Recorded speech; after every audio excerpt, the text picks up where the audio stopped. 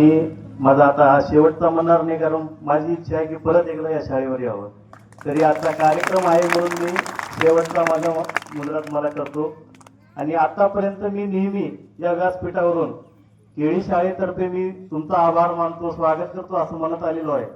परंतु आज आमचा हा कार्यक्रम ठेवला, त्यामुळे आज पहिल्यांदा मी केळी शाळेचा आभार या ठिकाणी व्यक्त करत आहे, या इथल्या गुरुजनांचं आभार व्यक्त करत आहे.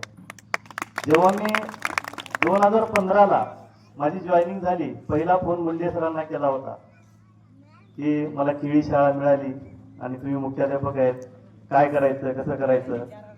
त्यांनी माझी ऑर्डर बघितली आणि म्हणले की आप्पा तुम्ही निवांत राहा, आपल्याकडे रूम आहे. ते बॅचलर होते, मी बॅचलर होतो.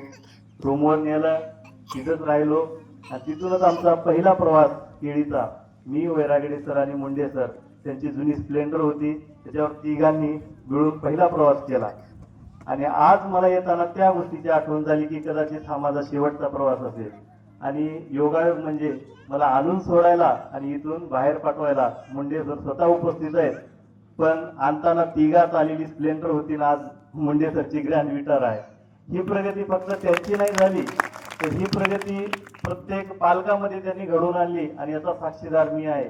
10.5 वर्ष झालं बघत आहे की त्यांनी जे काम केलं आम्हाला घेऊन केलं, कारण त्यांनी कधीच क्रेडिट स्वतः घेतलं नाही. म्हणताना नेहमी म्हणायचे आम्ही 5 पांडव 5 भाऊ, आणि हे सगळं तुम्ही ऐकलेले आहात.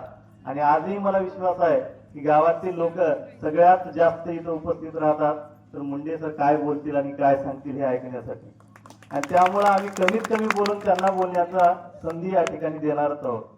आणि त्यांच्या हाताखाली आज जे गुणवंत होत आहे, जसं राजरत्न खिल्लारी आहे, आणि असे तुम्हाला आणखीन उदाहरणं मिळणार आहे, कारण ते प्रगतीच्या टप्प्यावर अग्रेसर आहेत.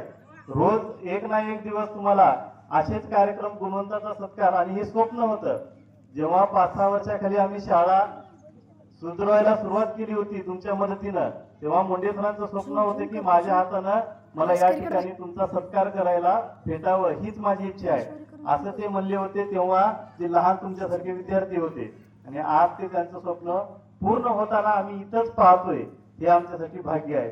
या कदाचित त्याच्या पुढच्या कार्यक्रमाला तुम्ही बोलवलात तर नक्कीच येणार, पण कदाचित नाही आलो तरी आम्हाला ही जी स्मृती आहे ती कायम आमच्या स्मरणात राहणार आहे. आता जेव्हा माझी बदली झाली त्यावेळेस मी सहज विचार केला, आता स्टेटसचा ट्रेंड निघालेला आहे की काहीतरी स्टेटस ठेवावं, आज जायचं आपल्याला. तेव्हा मी सहज गुगल फोटो पाहत होतो.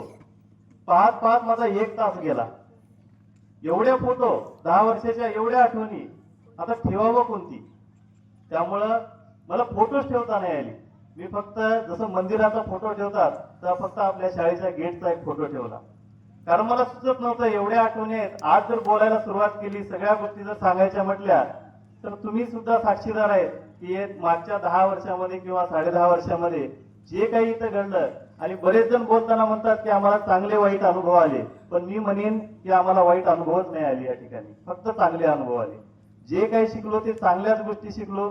मग ते मुंडे सरांनी बालकावर सगळ्या गोष्टी सांगत असताना, मुलांना घडवत असताना त्यांच्यासोबत आम्ही सुद्धा घडत गेलो, काही गोष्टी शिकत गेलो. आणि त्यांचं हे नेतृत्व नुसत्या शाळेसाठी नव्हतं तर गावासाठी होतं. गावात सुद्धा त्यांनी बदल केला आणि तीच गोष्ट आम्हाला पहिल्याच टप्प्यात, म्हणजे नोकरीच्या पहिल्याच 10 वर्षात आम्हाला तेवढं चांगल्या गोष्टी शिकायला भेटल्या. आणि याचा उपयोग आम्ही नक्कीच नवीन ज्या शाळेवर जाऊ त्या ठिकाणी करणारच आहोत, कारण तिथं सुद्धा आम्हाला विचारतात कुठून आले, कोणती शाळा होती अगोदर. आणि नक्कीच तुम्हाला सुद्धा फोन आले असतील काही जणांना की तुमच्या गावचे बिरादार सर आमच्या शाळेवर आले, कसे येत होते. त्यामुळं आमच्यासोबत तुमचं नाव आता कायम जुळलेलं आहे. केळी शाळेचं नाव किंवा केळी गावचं नाव हे आता आमच्या सर्व्हिस बुकवर सुद्धा आहे. आमचं कायम स्वरूपी तुमचं संबंध, आमचा संबंध कधीच न मिटणार आहे. आणि आपलं नातं हे आमचं नोकरीपुरतं किंवा फक्त रोजगारापुरतं मर्यादित नव्हतं, तर आम्ही तुमच्या मनापर्यंत पोहोचलो होतो. आणि तुमची जागा ही आमच्या मनामध्ये आहे आणि ती कधीच न मिटणारी आहे.